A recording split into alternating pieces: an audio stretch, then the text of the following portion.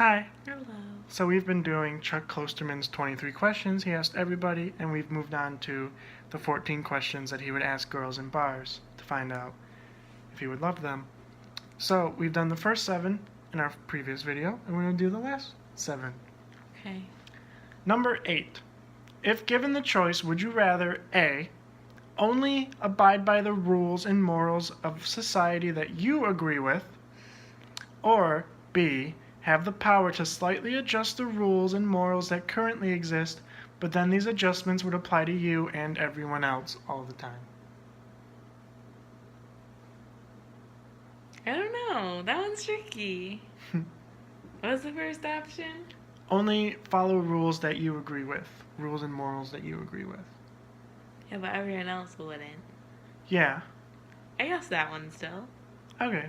Yeah, I think I would go with Then I for wouldn't that. get in trouble. Yeah. I think so too. You just kill someone. Just kidding. You are placed in the unenviable position of having to compete for the right to stay alive. You will be matched with someone of your own gender in a series of 5 events. Okay? Mm-hmm. An 800-meter run, Scrabble, a 3-round boxing match, a debate over the legalization of late-term abortion that's scored and officiated by reputable collegiate judges, and the math portion of the SAT. Okay? Yep. In order to survive, you have to win 3 of these events. Mm-hmm. Your opponent will also be playing for their life. However, you can kind of pick your opponent. You can either A, compete against a person that's selected at random, or B, someone who's exactly like you. If selected at random, the person could be of any age or skill level. They might be an academic All-American linebacker from Notre Dame. If you pick the average human, he or she will be precisely your age and have an identical level of education, and they will be a perfect cross-section of your particular demographic. They will be of average height, average weight, standard IQ, and most normal life experience imaginable. Who do you select? Or, perhaps more accurately, do you feel that you are the better of an average person of yourself? No. I don't. I think I would pick a random person. Me too, I guess. Because I feel pretty confident in... Actually, maybe only the math portion. I don't know. I would hope that I could get someone who's like bad at everything. Yeah. I don't know. Like No, a slow runner. I would go for the average person of my demographic. No, I wouldn't. Because I feel like I could maybe win the run if they're slower than me. Maybe the boxing match. I couldn't win the boxing. But they're an average. But you could get, if you pick the random person, you might get like some buff woman. Or I could get some old person. No, they're of your age. Okay. Then why would you not just pick an average?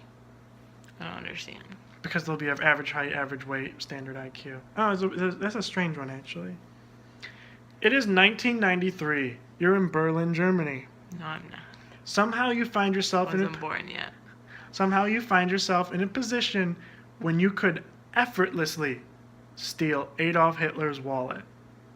This theft will not affect his rise to power. It will not affect World War II. It will not affect the Holocaust.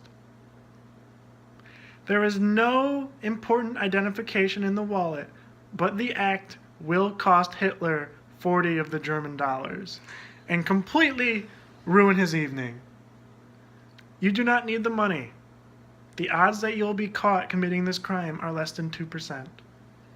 Are you ethically obligated to steal Hitler's wallet? No. I would steal that wallet. Because he's a douchebag. But are you ethically obligated? By other people? Yeah. I Do you guess. think ethically you have to steal his wallet? Not would you. I would kill him. Right. Ethically. But ethically, do you have to steal his wallet, even though it won't change a single thing about World War II and all the people that will die in that in the Holocaust? But you gave him one bad one evening. ruined evening. I guess you should probably do it. Yeah. I don't know. Doesn't It's not seem what- like it really matters. Do you think ethically you're obligated to? No. I don't think you're obligated to. If it would have stopped something, then yeah. Probably should have killed him. How would your views about war, politics, and the role of the military change if all future conflicts were fought by armies of robots? That is to say, all nations agreed to conduct wars exclusively with machines so humans would not die in wars. I'd be more positive about wars then. Right. That'd be fine. But Then at I the guess same it would time, be more then pointless. there'd be more wars over maybe more things. But I don't see the point if you're just fighting about robots. Just who has better technology would always win. But then, like, they So might. we would probably do okay. But I feel like more people would want to wage war, and then more people would, like, get displaced. Yeah, you but know? then, like, I don't like when people die. So I would feel better about it. Even if that meant more wars. Because we would probably be okay. Just kidding. You are in a plane crash in the Andes Mountains, just like those people from the movie Alive, which was a rugby team that actually crashed in the mountains and they had to, like, Survive. eat people. You know that one? Maybe you've heard the story before. As such, you'll have to eat the flesh of people who died on impact. This is going to be terrible, of course, but it's the only way for you to survive. Fortunately, you don't know anyone personally on the plane. Would you rather eat a dead baby or a dead elderly person? Would gender play a role in your selection process? How much would it bother you if it turned out to be delicious? A lot. I don't even know if I could do it. So the question is, how do you select the person that I you don't think eat? I could eat a baby. So you eat an old person? Yeah. Okay. Would you prefer a gender? Do you think one gender you should? Boys. Really? I don't know. I feel like women, Take care of themselves better. because So their skin tastes better. I feel like women have more, like, fat on them. Like, not that they are fat, but they have That's more true. fat for So it pregnancy. probably would taste better. Yeah. But not a baby. No. No veal, essentially. It's a messed up question. The world is ending, and it's ending quickly, and it's ending dramatically. It will either end at noon on your 40th birthday, okay? Still a while away. Or it will end 2 days after you die from natural causes at the age of 75. Which scenario do you prefer? Well, after I live my life, I guess. But you don't get to see how dramatic the end of the world is. I don't want to see it. I think I would also pick the dying of natural I causes. can see it in heaven. I can, like, watch. You're given the chance to control what your legacy will be.